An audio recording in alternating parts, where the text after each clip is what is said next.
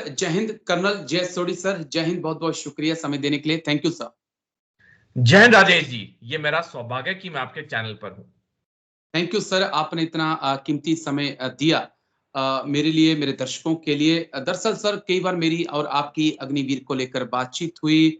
कई बार गोरखा अग्निवीर को लेकर मैंने बहुत सारे वीडियो बनाए और एक मेरा कंसर्न था कि अगर गोरखा अग्निवीर बनकर या गोरखा भारतीय सेना के साथ नहीं होंगे तो कितना बड़ा नुकसान भारतीय सेना को होगा। तो तमाम एक्सपर्ट ने कहा कि गोरखा जैसा वीर बहुत मुश्किल है मिलना। लेकिन एक और मार्शल कौम जो जिसके युवा सेना से अब दूरी बना रहे हैं, वो सिख कौम है।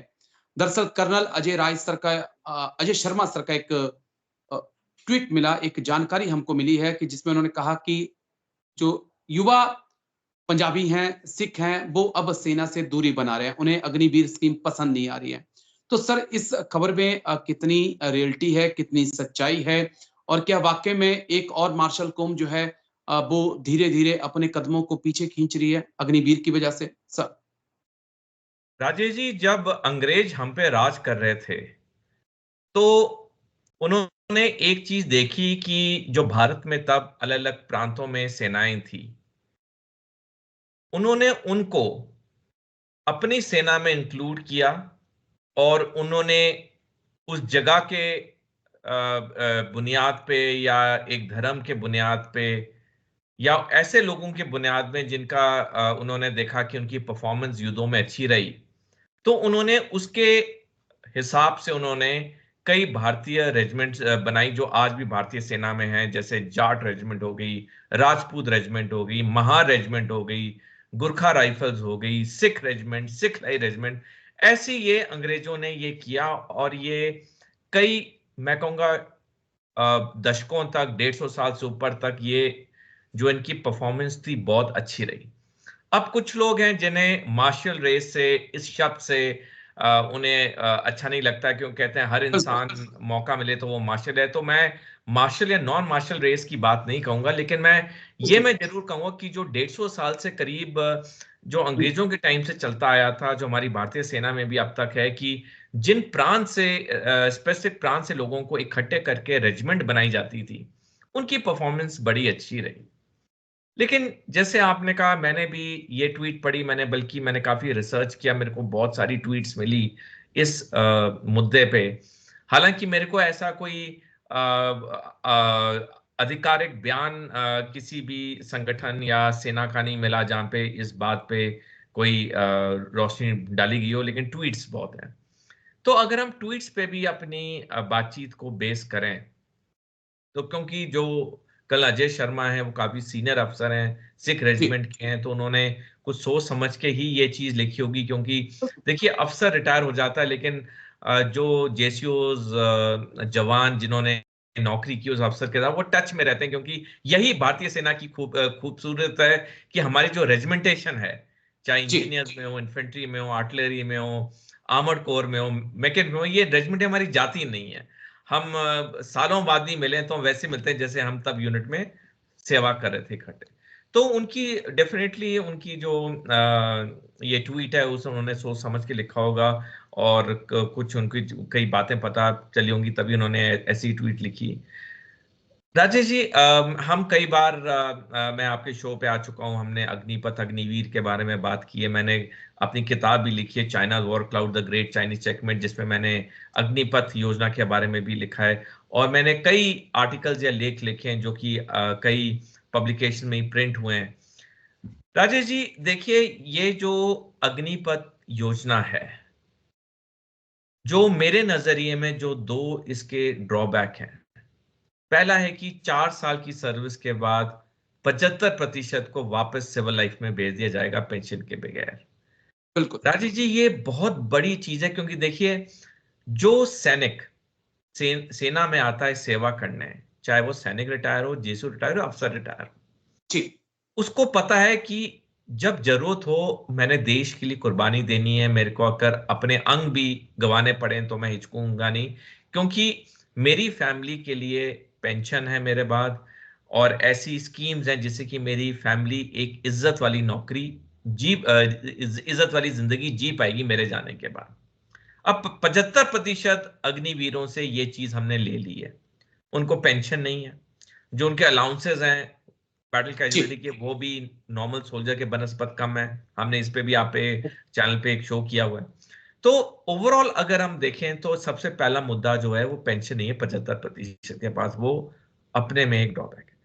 दूसरा जो मैंने किताब में लिखा है, लेख में लिखा है, आपके शो में भी कई बार बात की है, ये अग्निपथ स्कीम से हमारी जो रेजिमेंटेशन है इस पे बहुत फर्क पड़ रहा है।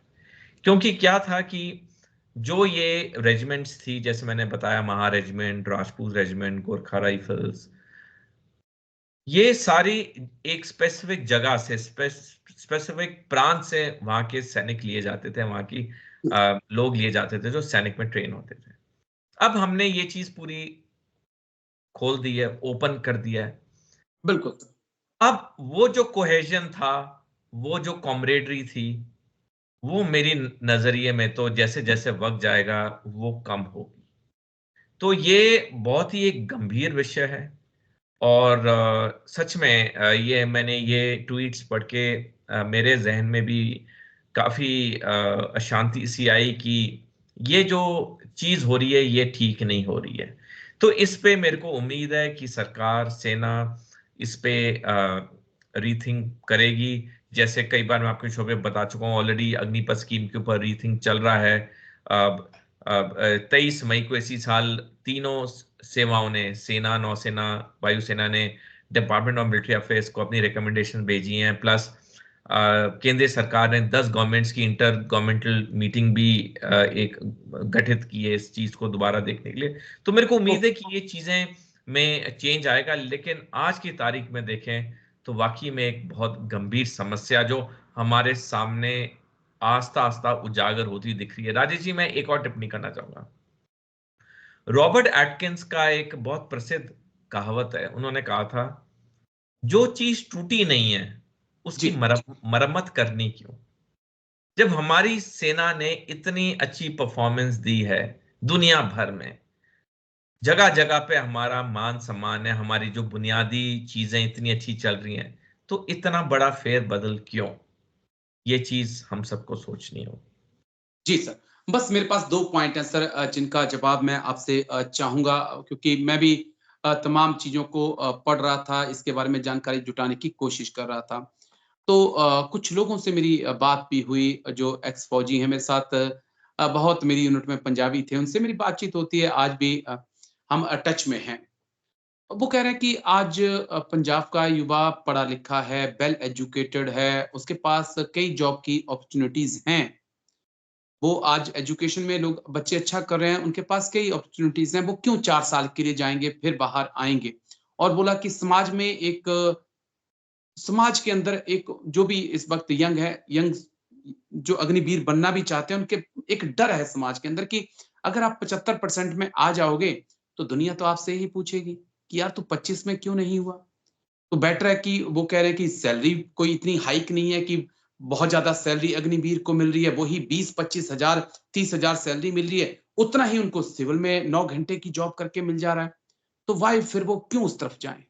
स राजेश जी, देखिए उनकी सोच बिल्कुल सही है। हमने खुद सेवा में देखा है सर्विस के दौरान कि जब हमारा प्रमोशन बोर्ड मिस हो जाता है और हम सुपरसीड हो जाते हैं, कैसे रातों रात लोगों का रवैया हमारी तरफ बदल जाता है। बिल्कुल सर। वही लोग जो प्रमोशन बोर्ड के रिजल्ट से पहले आपके साथ एक अलग रिश्ता होता है, प्रमोशन बोर्ड के बाद चीजें बहुत बदल जाती हैं। और ये मैंने एग्री। खुद महसूस किया है एक अफसर होते हुए। तो जो ये सैनिक सोच रहे हैं या उनके परिवार सोच रहे हैं, गलत नहीं सोच रहे हैं।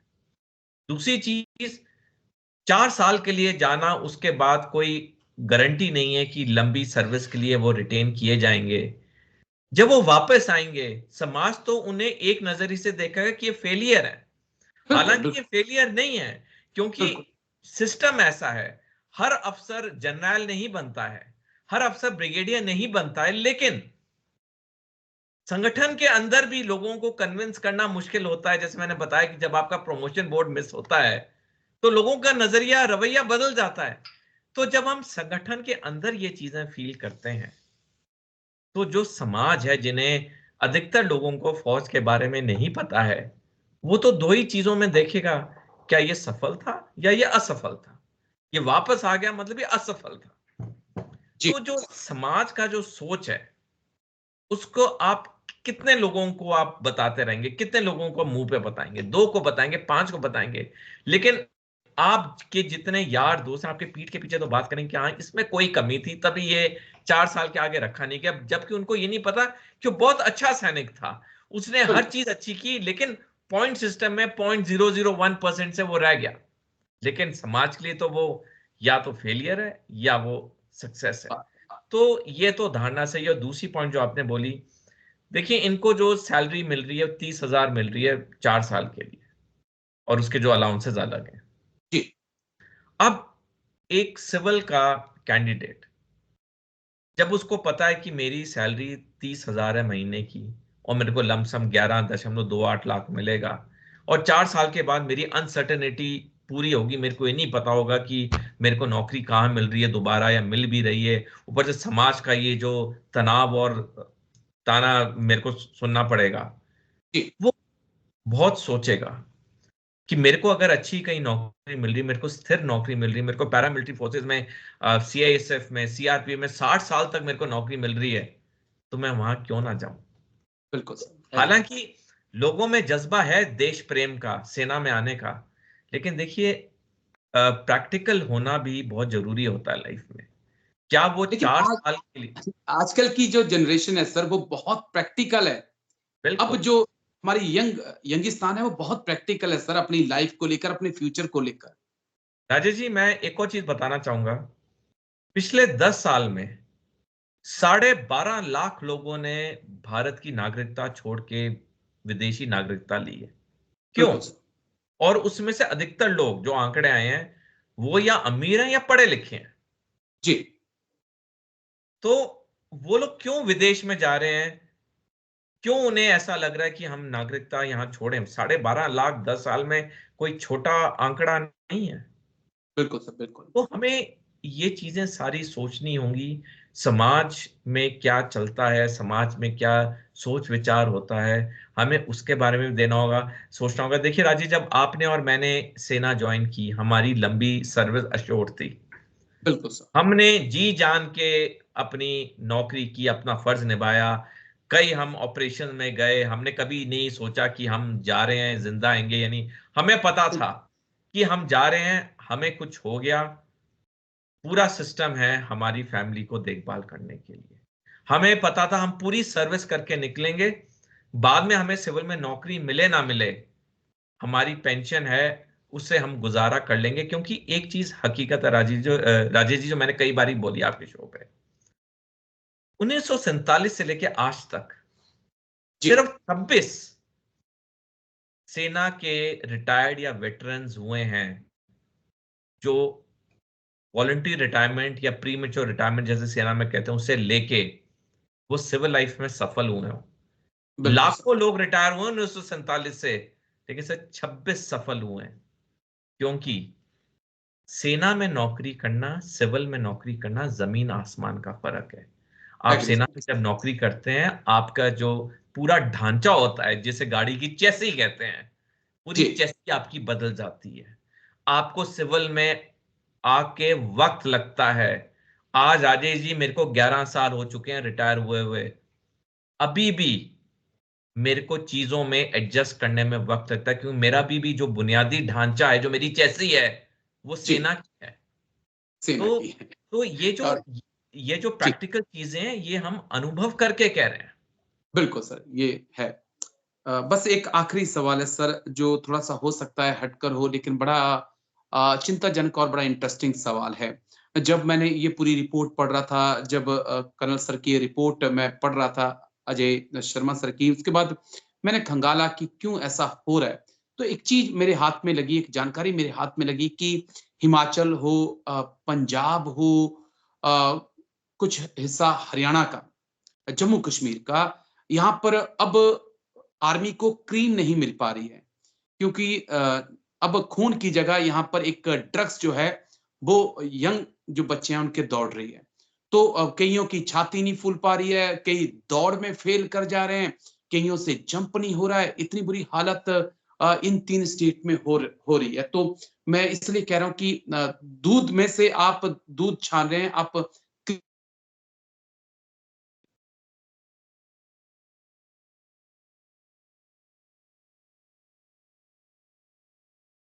सर आवाज आ रही है मेरी? सुन पा रहे हैं आप मुझे? नहीं, आपका अभी आवाज आ रही है, लेकिन जो आपका प्रश्न था वो मैं सुन नहीं पाया, वो कैमरा होल्ड हो गया था।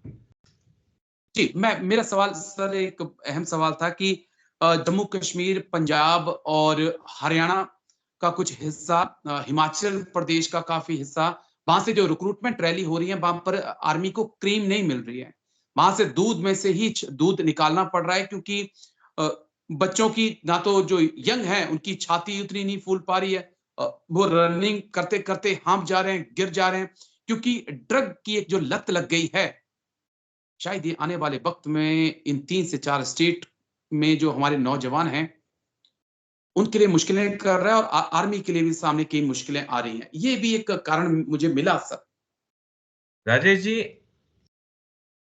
अमेरिका में 23% अमेरिकी युवा उनकी सेना की सर्विस के लिए इनएलिजिबल है, क्योंकि वो फेंटेनल, चीन में बना हुआ एक ड्रग का पूरी तरह से शिकार हो रखा है। 23% अमेरिकी युवा। और वो जो फेंटेनल है उसको इंडिया में चिट्ठा कहते हैं।